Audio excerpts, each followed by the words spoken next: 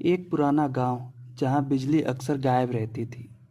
गांव के बाहर एक वीरान हवेली थी जिसके पास कोई जाना पसंद नहीं करता था।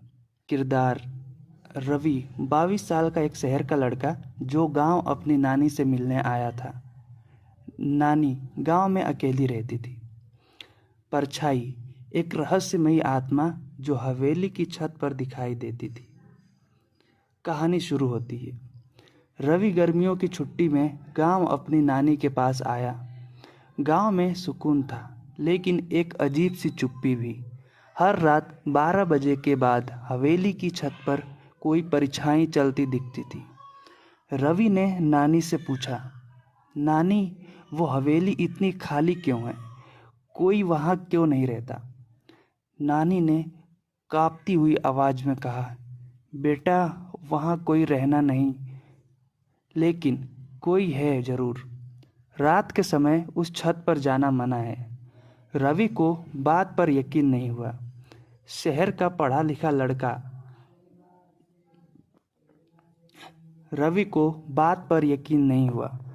शहर का पढ़ा लिखा लड़का था, भूत प्रेत में विश्वास नहीं करता था। उसने तय किया, आज रात को उस हवेली की छत पर खुद जाएगा। रात के 12 बजे पूरा गांव अंधेरे में डूबा था। रवि टॉर्च लेकर हवेली के पास पहुंचा। रात के 12 बजे पूरा गांव अंधेरे में डूबा था। रवि टॉर्च लेकर हवेली के पास पहुंचा।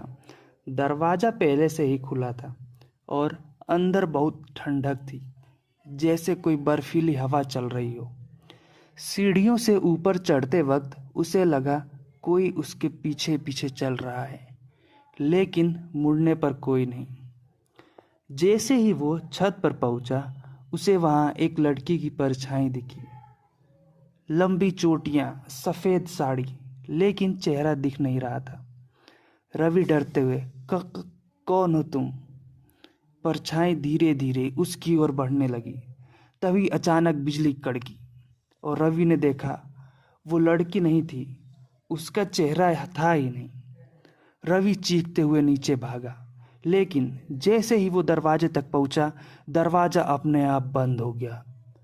कमरे की दीवारों से आवाज आने लगी, तू आया क्यों? अब तुझे यहीं रहना होगा। अगली सुबह गांव वालों को हवेली के बाहर रवि की चप्पलें मिली, लेकिन रवि कभी नहीं मिला। अब कहते हैं, हर रात 12 बजे हवेली की छत पर दो परछाइयां चलती हैं, एक पुरानी और एक नई।